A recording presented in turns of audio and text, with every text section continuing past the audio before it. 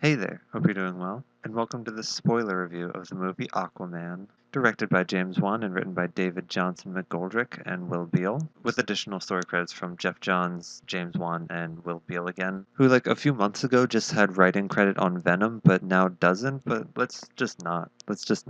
So I'm going to do this in the opposite way that reviews normally go. I'm going to talk about the things that I didn't like first, and then I'm going to talk about the things that I did like. And fair warning, if you thought that I was biased for my Grindelwald review, then oh boy! Aquaman has been my favorite superhero since I was a child. Yes, really. I never really saw Aquaman as the guy who can only talk to fish, but I get it if that's how you see him. In the context of the Justice League, and especially the older television series, he is pretty lame. Even his comics weren't really that great until Jeff Johns got a hold of them, but I didn't really care about that as a kid. When I was a kid, I thought of Aquaman as an underwater king, and my love for him only kind of grew as people started to make fun of him. He was an underdog, and no one really ever gave me a compelling reason for why he was actually that lame. At least not on his own. I have been waiting for this movie for so long. I remember I used to look up fan-made trailers for an Aquaman movie before there was even plans for a DCEU. I'm looking at this from such a biased perspective, it's insane to me. I promise most of my reviews aren't going to be as biased as my previous ones, let alone this biased, but I was literally more excited about Aquaman than I think I've been about any other movie that's ever come out in my lifetime, so of course I'm going to review it, even if it's a few months after it actually came out. If you're not in for that, my next video is going to be my top 10 of 2018. I'm uploading that right after this one, and after that I promise my reviews will stop being as biased as they have been. But I still think that I have some interesting things to say about Aquaman. Either way, let's just focus on my critiques first. Aquaman is just kind of a dumb movie. There's no real way of getting around that. It was made with the purpose of being enjoyed front to back first and foremost. One of my biggest problems with this film is that there are several scenes that are just interrupted by an explosion that goes into the next action scene. There were 4 of these that I counted. This may be a product of James Wan's experience with horror and jump scares, trying to keep the pace at the same crazy level all the time. This may have been a problem just not having a good enough handle on how to transition things interestingly, or this may have just been a problem with the script, but either way, it's pretty lazy. There are always better ways to transition than just assuming that your audience is getting bored. Speaking of action, there is a lot of it, and sometimes it does feel like too much. And there is really no getting around the fact that some of the dialogue is capital B bad. You need to live so you can kill that son of a bitch. They called him Manta. Oh yeah? Close to what? Dying of thirst? The structure is also a bit of an issue. The main story being intercut with flashbacks kind of felt more like lazy structure than efficient storytelling. And yes, using flashbacks allows you to get more story in, but it does take away from some of the emotion. And there's a lot of exposition, but James Wan does a good job of elevating what he's been given, using cinematic techniques and cool visuals to enhance the exposition scene. Like on the cliffside where Arthur and Mira are talking and the camera is spinning around them, and then they turn into Volko and a younger version of Arthur. That was pretty interesting, and I kind of love exposition scenes in big fantasy movies anyway. It doesn't help much. Exposition is exposition, but it's more interesting than seeing just a character talking to the screen. And I'd say that if you're able to give the movies in the Fast and Furious franchise a pass, then you should also be able to give Aquaman a pass because it is a similar level of bad. Black Manta was also unfortunately rushed. I think that he should have been in this movie. I love the idea of having a villain in multiple movies to build their character arc, and that doesn't happen as much these days. I mean, even Orm lived in the end. Just maybe include Manta in a fight scene with Orm instead of giving him his own separate one in the Italian village, though that was one of my favorite moments of the movie. It makes sense why Black Manta was there. It wasn't just, hey, you have a random attacker coming after you right now at the same time that you have all this other stuff going on. He's tied to the story with Orm, and if you get rid of Orm, then Black Manta's not going to be there either. But it did ultimately feel like a little too much, especially since James admitted that. We debated for the longest part about only just it be a King Orm story. It really, because I'm not a fan of having 2 villains, especially for a first movie. But I knew that if I made an Aquaman movie and not have Black Manta in there, I would be crucified by the fans. And the inclusion of too many characters comes at the expense of emotion towards all of the characters. One of the scenes that one cut was where Arthur learned to breathe underwater for the first time and met Volko. I understand cutting that scene. The way that he made the movie makes it pretty impossible to cut any chunk of it without making it difficult to understand. And that's not a necessary scene to be able to understand everything, but it does take away from our emotional attachment to him. And yeah, something like Infinity War has a lot of characters too, but it is different because they don't have to have as many character introductions. Something else that suffers from the inclusion of too many characters is the relationship between Arthur and Mira, because they were using tropes a lot in the place of character work, and so some of the romantic moments felt forced and stale. When Arthur and Mira grab hands, it's not totally unbelievable that those two characters could fall in love. It's that the movie treats those moments as the reason they are falling in love, or they're just assuming that you're like, oh yeah, they're falling in love. There are actually a few good moments when they have intimate connections, like on the boat before they go down to the trench. But there are a lot of moments where they just go through a trope and they assume that you understand what that trope means. Whereas other movies that may use that trope actually have development between the tropes. The awkward relationship fighting music in the desert is another example of this. Okay, so now I get to talk about the things that I like. I generally enjoy movies that swing for the fences more than movies that don't, even if they don't necessarily pull it off. I enjoy movies that have a lot of genres mixed together, and I also enjoy a lot of movies that have vast mythologies. Epics are some of my favorite kinds of stories, and the fact that Aquaman got an epic that is equal parts Shakespearean drama as it is spoof, as it is fantasy film, as it is superhero movie. All of that is just a plus to me. It swings at supersonic speeds from comedy to action to horror to drama to love story. But it does it without stepping on the toes of all the other parts. None of this movie is ashamed about itself. It doesn't take the piss out of itself ever, and that's something that's increasingly hard to find these days. And sure, there's a lot of stuff, but the movie is very streamlined. If a movie is able to have this much stuff and still be coherent and still have good characters and good moments, then that is by far better than most traditional movies. In my opinion, I just like those kinds of movies. You don't have to. I mentioned that Aquaman was made to be enjoyed from front to back first and foremost, and I mentioned that as kind of a negative because it kind of is in some ways. However, this movie is undoubtedly fun from front to back. There's enough interesting places that you go to and interesting characters that you meet that at any given moment you're never bored. Even some of the most cynical reviewers haven't been able to deny that the journey is really fun. But isn't it bad for a movie to be dumb fun? Isn't it bad to swing from one thing to another and only care about one's enjoyment in the moment? Well, let me read you this review as an example of what I'm trying to go for. The world created in Aquaman is one of the most distinctive and atmospheric places I've seen in the movies. It's a shame something more memorable doesn't happen there. Aquaman is a triumph of design over story, style over substance, a great looking movie with a plot you can't care much about.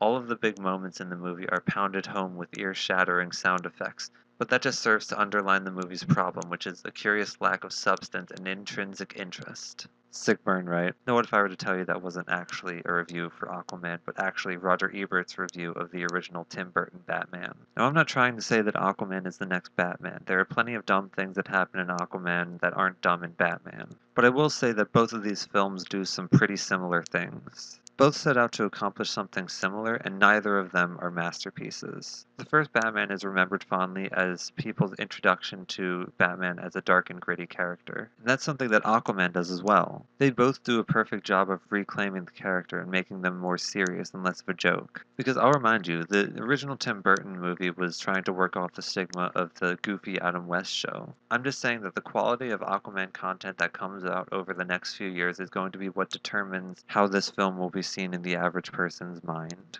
The original few Batman movies made his darker tone accepted, and then things like the animated series and the Nolan trilogy helped cement that image. What this movie does more than just make a bunch of cool action scenes is it sets up a potential legacy for Aquaman in the future. It sets up a vision for this new kind of Aquaman, and if it has enough interest from people, then it could potentially be as iconic as a Batman or a Superman. He's definitely not there yet, but he could be, and that's what this film does better than anything else. Nothing in it seems like it could get outdated, even the visual effects. They'll eventually look less convincing, but I think that they have enough of a visual flourish to them that they'll just look like a style, like in the original Batman, instead of bad effects. And this is a testament to the directing. James Wan just has the experience to know how to make things look as realistic as possible. He knows the limitations of VFX, and he knows the power of it, and he's not afraid to use them. He understands what parts need to be real and what parts need to be VFX. This is different from the kind of filmmaking that someone like Zack Snyder does, who will say, okay, I have this specific image that I want to capture because it references this exact comic. Wan won't care about getting an exact shot, he'll just say, okay, I want this to happen and this to go into this. There's nothing inherently wrong with either of these approaches, just an interesting observation I made. It's also great that the action uses super long takes and it always allows you to follow it and know exactly where each character is and what they're doing. I mean, James Wan is just perfect at visual storytelling. Do you remember the last scene in Furious 7 where they have the two cars driving off? Paul Walker's goes in a different direction from Vin Diesel's. That was a perfect way to end that movie. His philosophy from day one was to create things that we haven't quite seen before. that's how he gets the fun. And then he utilizes real life locations and objects so that he can blend them together to make them look realistic and get the fantastical stuff. Wan also understood that he had to fit the characters to the actors instead of the other way around. Because one, Jason and Amber aren't the greatest actors around, and two, Jason is just so magnetic and interesting as it is. It's a great idea to rebrand Aquaman as just Jason Momoa instead of the other way around. However, I am pretty terrified that James Wan won't be directing the next one. The way he set up the character, don't get me wrong, I like it a lot, but it's something that only he can really do. If someone else came in to direct the next film, they would either try to mimic his style and utterly fail because no one can be as interesting as James Wan, or they would try to do something different, potentially alienating the two movies from one another and making the fan base for the first movie not like the second movie. I think the entirety of how this movie is going to be perceived lies in how good the next movies are going to be. If the second one is just a dumb Transformers movie underwater, then those dumb aspects from the first one are going to be accentuated, and it'll forever be known as just that, except more fun than the second one. However, if it's a good movie with a much better script, a few emotionally resonant scenes with Black Manta, and also the fun, then it'll probably be remembered as a good setup for a better film. The script is out there, and if you're looking for problems, you can definitely find them. The difference is going to be how people perceive those problems, as just fun cheese or as vital flaws that make the movie suck. Okay, more things. Just like Wonder Woman, there's not very much character development. This has been brought up as a negative, but I think that it's more of just a distinction between DC and Marvel. The big thing that people always say is the distinguishing factor between DC and Marvel is that DC is gods trying to be human, and Marvel is humans trying to be gods. With gods trying to become human, the interest doesn't necessarily lie in the character changing into a better person. These kinds of stories can be a little bit more wish fulfillment or giving us a character that we can aspire to be. And Arthur does change a little bit anyway. He didn't want to be king until he learned that he's probably the best person at that moment to be king. He also learned that he shouldn't have killed Black Manta's father, so I don't really see that as a big issue. Superman is lawful good, and I think that Aquaman is a very good representation of a neutral good. He's able to see the issues with both the Atlantean and the human world, and he's able to have the best of both of them come together. What I love the most about this movie, though, is that there's no fucking bathos in the entire thing. There's no part where someone is building up to a huge triumphant moment and someone is like, oh, what are we doing? We're riding sharks. The movie never takes the piss out of itself, and this is one of the easiest kind of movies to be able to do that in. That to me is the same level of good as the trench scene in Wonder Woman when Chris Pine is saying, oh, you can't cross that. That's no man's land. That means no man can cross it. And you're like, okay, here we go. We're gonna have her say, oh, but I'm no man. And then she fucking doesn't. People have been saying that this movie is super serious and that it doesn't take itself too seriously, and that's a tough dynamic to pull off. And the way that you can have laser sharks in movies with apocalyptic stakes and Shakespearean tragedy is that you don't point out that there are laser sharks. You just have the silly stuff there and treat it as serious as it would be if it was actually there and if it was actually normal. It's just pure escapism. Orm has a line where he says, your nation is full of bloated philosophers and flaccid poets. Yes, two, please. At the very least, I think that you have to appreciate that it's going for something different. Aquaman feels like both a spoof and a drama, and that's something that's pretty new, I think. Emotions are felt strongly and without a barrier of embarrassment. Sure, it has cliches, but it treats those cliches as truth, not inevitabilities. The message in Aquaman that you can't solve everything with violence, I think, is also pretty well done. When he tries to be a blunt instrument and beat Orm right away, his trident breaks. He becomes king when he uses his ability to speak, even to the worst of us, the Trench, using his heart and mind instead of his fists to win the day. And when he faces his brother again, he chooses not to kill him and says, when you're ready, let's talk. Aquaman's ability to communicate and understand both worlds is what saves the day in the end. Not his ability to punch someone or because some villain opened up a portal and fell through or whatever. And I think that this message is resonating with people. A king fights for his people. A hero fights for everyone. There aren't many fantasy epics as good as Aquaman. I'm sure that you can at least acknowledge that it scratches an itch that hasn't been scratched in a while. The fact that it just so happens to be connected to my favorite superhero is just a massive plus to me. On top of that, it is an incredible accomplishment that it's doing well in both America and overseas. If an Aquaman movie can come out and make $1 billion and make more money than a movie called Batman v fucking Superman, and can have people coming out of the theater excited and not talking about how it subverted his lameness or whatever, I'm sorry, that's a fucking win in my book, no matter the other circumstances. That's why the next film in the Aquaman franchise is so vital to this one. What this movie did perfectly is that it set up the ball. Now all we need is for someone to slam that setup into the goal, and then Aquaman will forever be a staple of the DC comics, and potentially even superheroes in general. I thought about not giving Aquaman a score. I thought even about not reviewing it at all and taking it off my top 10 list. It almost feels unfair for other movies to compete with Aquaman in my brain. And I'm just so terrified that I'm looking at this movie with such a bias, and in 10 years it'll be known as a notoriously bad film. However, after months of thought, I think I can safely say that I don't just like Aquaman because I'm biased. There are definitely good qualities to it, and if it were complete trash, I know I would at least be able to admit that to myself. And at the end of the day, I'm just a human, so fuck it. I'd probably give Aquaman a 9. Other than that, hope you're doing well, and I'll see you in another video.